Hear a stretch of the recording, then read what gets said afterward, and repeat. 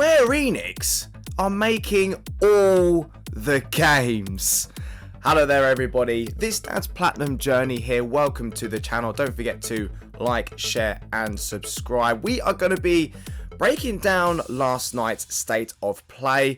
We're going to take a little bit of a focus on Square Enix here because now when the state of play was announced, it was on Tuesday, so just a couple of days ago. It was saying that we were going to be looking at, Japanese developers, publishers in this sort of 20-minute state of play. Now, we kind of get excited about state of plays. We have to kind of keep our expectations obviously in check, but it's so very hard to do that when they're teasing that there's going to be something there, particularly from us as a Square Enix fan. We were kind of looking at possibly some Final Fantasy 16. I'd say some sort of news. I wasn't necessarily thinking it was going to be a whole big show and tell of the whole thing, but my expectation was we might see something in terms of when we're going to hear something, because it's kind of the Square Enix way, right? They announce something to make an announcement when they're actually going to announce something, right? But we got quite a fair bit of Square Enix on this show, and I'm going to go straight to like a main talking point kind of first of all, because we've got two brand new games. So along with what we got, Final Fantasy Origins, we've had Chocobo Racing, we've got Forspoken, which we're going to be talking about in a little bit. We've also got, Final Fantasy 16, we've had the Pixel remasters that have recently come out. We've got various mobile titles, we've got, remake going on. We've got, was it Chrono Cross remaster, Star Ocean, the list goes on. We've even had, was it Triangle Strategy as well? Sorry, my mind has just gone straight to that as well. So we've got two brand new games that we've had released. I've got my notes here, and I've also got the blog post, which I'm going to leave a link to. So if you haven't seen the showcase last night, I'm going to leave a link down in the description below, and also to the blog post, because they've kind of got some more details, some bits and pieces like on there. So we closed the show, we sort of ended it with Square Enix's two announcements here. So we've got this one, I don't know if we're going to pronounce any of these names correctly, so I'm going to have to sort of make sure. It's either Dio or Dio Field Chronicle. It's due out this year on PS4 and PS5. It's kind of like a sort of, it's got a heavy sort of like sort of FMV feel to it, where it's got like the big sort of rendered videos, but then it kind of goes into like a top-down strategy, almost like it's very much like a Final Fantasy Tactics style, where you have like the different sort of like regions of the world, and it's kind of like, I don't know if it's like a Risk type thing where you go and defeat the Empire is taken over, and you then have to try and like reclaim that by doing like top-down strategy, kind of moving around your various sort of armies or players. You're gonna go around and take it down.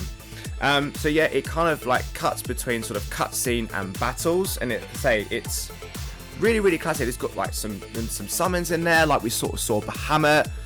We've seen sort of magic and things like that. So it's possibly very much like a top-down sort of D&D, maybe sort of style game on there. It looks fantastic. Like the art style is really cool. A lot of the stuff just looks like really sort of like hand-drawn, and then it kind of goes into sort of like high-end like animation. It's fantastic. We have not got any specific dates. It just says at some point this year. So they've been making this game on the secret like for quite some time. The second game we've got is Valkyrie Elysium. This one was a like single person heroine, so it's a female protagonist, sort of single player story action adventure. Again, really wicked art style. It looked very sort of like Nier, maybe that sort of studio is possibly developing it. I haven't had a chance to really look as to who's actually making it. I watched the trailer a couple of times, and I couldn't really get a grasp as to what was happening too much with the story. They kind of kept a little bit sort of like secret from that. So it sort of closed the trailer and closed the showcase off with the female protagonist sort of calling out another woman. She sort of comes out from round the corner, and it's like, you're not doing a very good job of hiding. And you know, she sort of doesn't really say anything. She just sort of stands there quite imposing. So it looks like there might be some sort of antagonist that's going to be on there. So we've got 2 more new games on here. Quite honestly, like, I'm quite excited about Valkyrie Elysium. It sounds like my sort of jam. I very much like a single person action adventure. I never got around to playing Nier. I probably should.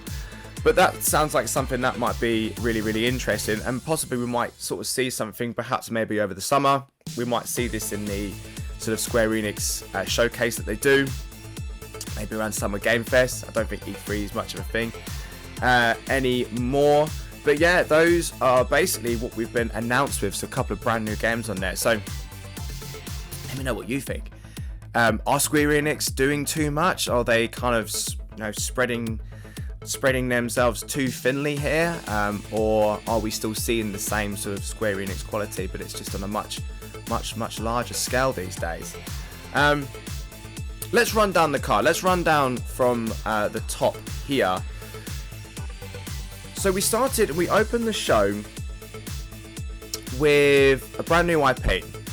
So if you think back to the start of this, it's quite an intriguing start to it, because I was like, oh, this seems really interesting. Capcom comes up onto the screen, and immediately, like, you know, we're like, okay. And dinosaurs start falling out of the sky. I was like, this looks a bit ridiculous. But when you see dinosaurs and then you see Capcom, you immediately think this is going to be some sort of Dino Crisis, right? Let me finish. There's a brand new IP. You've got these exosuits, you've got these dinosaurs. It is a, I want to say, 4-player live service multiplayer game, right? That you're basically taking down hordes of dinosaurs, and it's this sort of big, sort of open battle type survival, maybe sort of type game. Very much, I would say, more run and gun than survival horror. That's what it looks like to me. And yeah, you've got like these exosuits. It's called Exoprimal. Very, very cool. It's coming next year, so this isn't anything that's going to be out anytime soon. But PS4 and PS5, interestingly enough.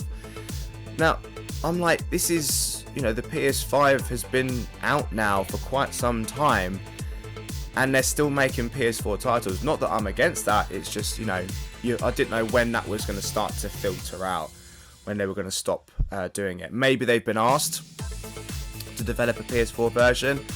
That might be something that they might have been asked to do due to the shortages, maybe. Capcom have done this before.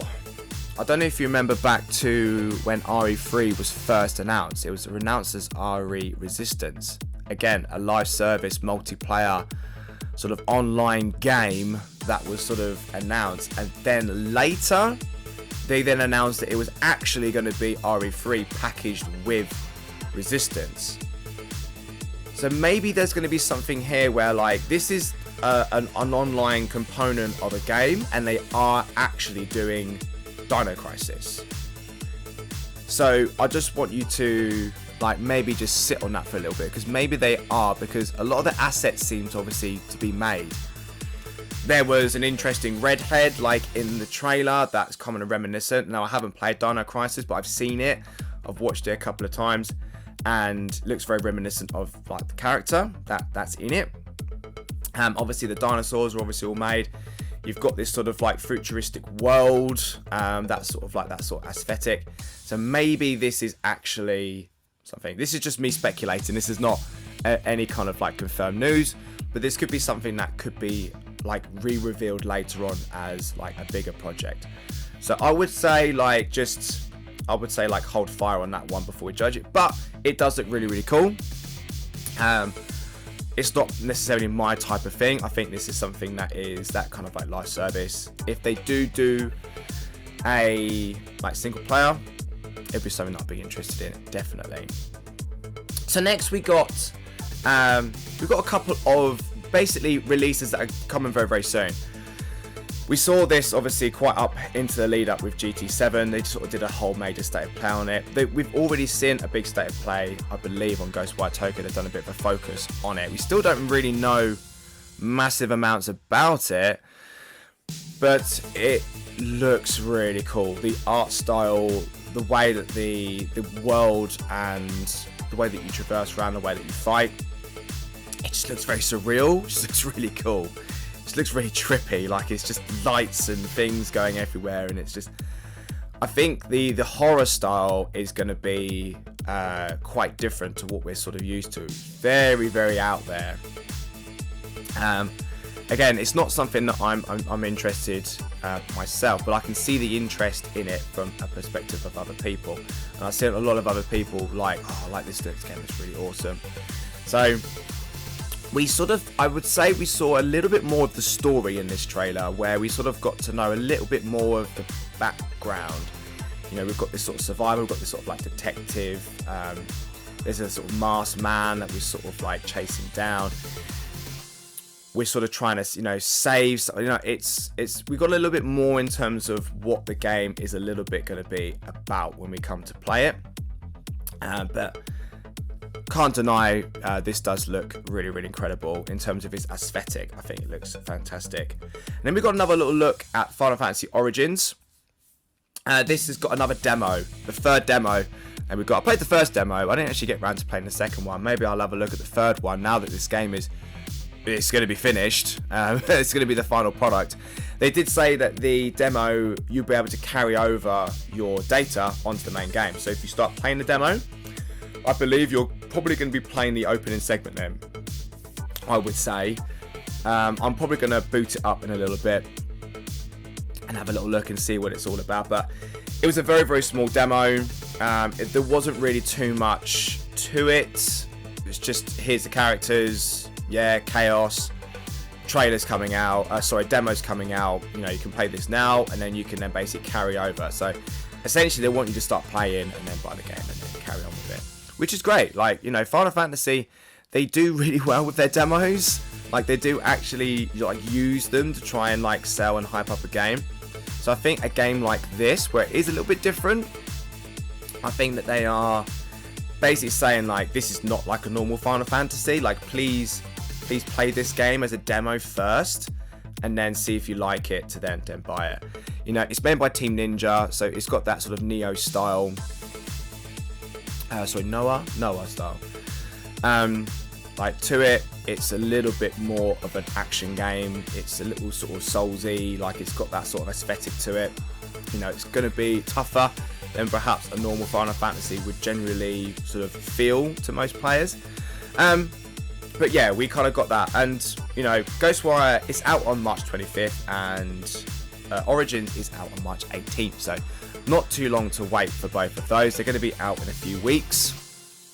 So again, let me know if you're excited for any of those, and if you're picking any of those up. I'll be able to chat to you guys on Twitter and see how you're getting on with them. So the next game that we got was Forspoken. This game recently got an announcement of its delay. It was obviously over-confirmed here. We sort of saw that. It came up as October 11th. So we're not going to be seeing this game for a little bit of a time yet. So I don't mind. I never mind when games get delayed. I think that's relatively part of the norm now. I think if a game doesn't get delayed, that's kind of like odd now. Whenever these games get these sort of like release dates, until it's really kind of coming close to it, I never really take them. I take them with a pinch of salt. You know, you kind of have to these days, which sucks. You know, we like to try and make sure that we can get time off of work and all that sort of stuff to try and get to play these things. But you know, you'd rather have the time off and play the game properly than, you know, get the game and it's a bit, you know, it's not worth doing. So we've got a brand new trailer. The dragon scene looks pretty cool. It opened up with this scene with like Freya, like our protagonist, and you're sort of fighting this dragon, and then it kind of hits into a scene where the dragon sort of grabs her and flies off. So I don't know if that's going to be some sort of like, obviously, boss battle or somewhere quite opened up early on in the game. She didn't really seem to have too much in the way of the powers, but we saw a lot more action in this. We saw a little bit of traversal sort of in the previous trailer. We saw sort of, you know, darting around and things. This one we saw very much like some of her powers being used. You know, the sort of bangles that she sort of got attached to her, that's the source of her power. And there was all sorts of going on. I was just like, this is just crazy.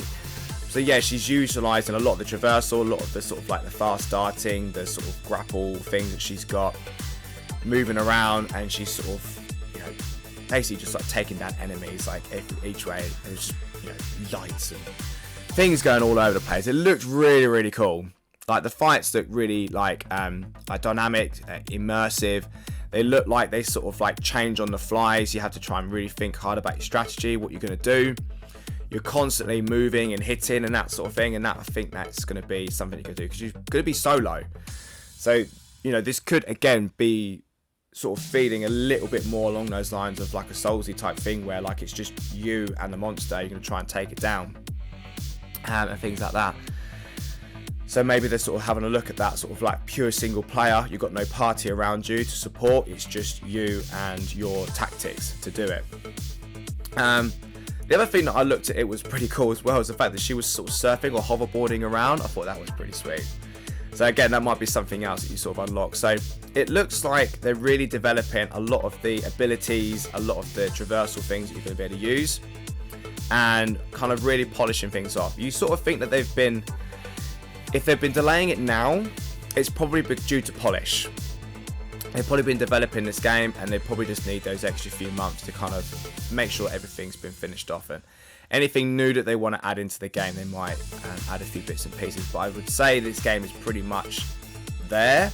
They're just kind of making sure everything is as good a quality as it possibly can be. I think that they see Forspoken as this sort of big exclusive, and I think Sony are really getting behind it. You've seen a lot of this game. Sony are kind of pushing this as a big console exclusive. And I think October is sort of like the latest they want to try and do this, because you're going to start getting too late for holiday releases if you start pushing it a lot later. So I think that's what they're trying to do, is make sure this is a big holiday release for them. But for me personally, ever since this game was announced, I have been excited for Forspoken. It's my type of game. It's just my type of game. So I'm really excited to sort of see a little bit more of this. I think we'll get something else before, obviously, it's released in October. We'll probably see something. You've got to think around that sort of time. You've got Tokyo Game Show. That's going to be probably its big push at the end of that, possibly.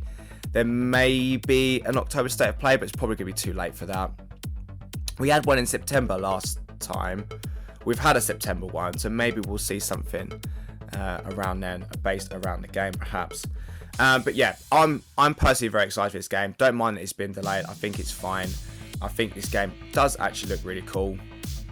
I think they've done a good job of showing that there's more to the world. It looked pretty empty before. You're just kind of going around. They've kind of done a good job of making sure it looks a bit fuller, with like enemies and things going on.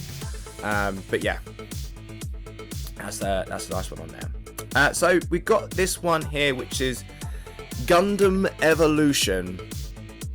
It's a 6v6 exosuit multiplayer shoot 'em up. That's all I got. I didn't make too many notes on this one. It's coming out spring. Spring is technically now, probably until about June time. So they don't have a specific date for this, which is odd.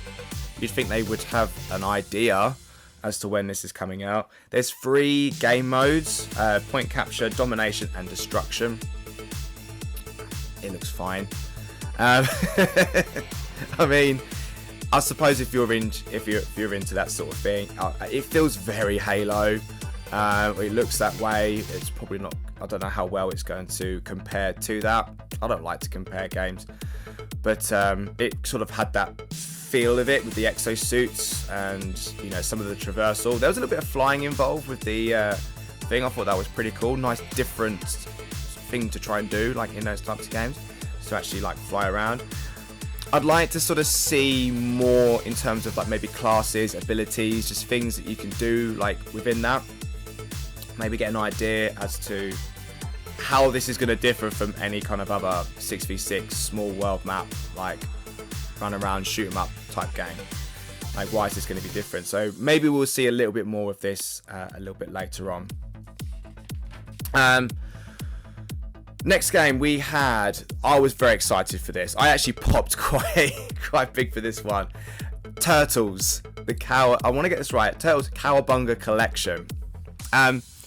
So I've forgotten the name of who's doing this, but they've done other collections before. So they've been sort of bringing out, and this has been the one that people have wanted to see the most. It's coming this year. No idea whenabouts this year. Maybe some sort of like holiday release. Got PS4, PS5. I believe it's like 11 or 12 games from like the sort of 8 and 16-bit and handheld era. So you've not just got like the classic like Nintendo, the arcade game Turtles in Time.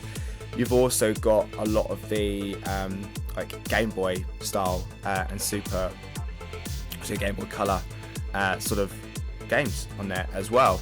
So there's a whole plethora of collections on there. There's also the Battle one, which I can't remember the name of off the top of my head. It's there. I loved these games as a kid. I had a couple of them when I was growing up. I loved the Turtles when I was growing up. They were my favourite cartoon. Raphael was always my favourite. Let me know in the comments if he's yours or if you have another favourite. Alright, they're all really cool. They all have their own really cool traits on there. But yeah, Raph was always my favourite. But yeah, this is a whole big collection. I'm actually quite excited to play this one. I think it'd be really cool. They've partnered up with Nickelodeon as well, because obviously they own the franchise. But yeah, to reminisce and go back to some of those old games, particularly the arcade one. I spent many hours in the arcades playing the Turtles multiplayer. So yeah, and it has got co-op multiplayer as well. I don't know if it's got online co-op, but I believe it is a couch co-op game, the ones that are compatible with that. So again, good one to get your friends round and basically have a bit of a pizza night. Turtles, there you go. Okay, so the next one is called Gigabash. This was a, for what I would describe it as, if you're a bit of a retro gamer, as a King of the Monsters style game where you have like this sort of top-down city, sort of like small city underneath, and then you have the monsters and they're battling each other, and the city is just like blowing up and all this stuff. Looks really fun. It's got that retro style to it, but it's also got like modern sort of like gameplay sort of mechanics in there, lots of abilities and things to do. Didn't really see too much of this. It's coming out this year, PS4, PS5.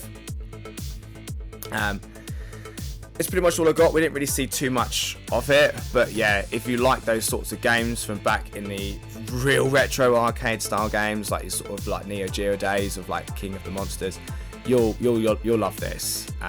It's definitely one that I've played back in the day.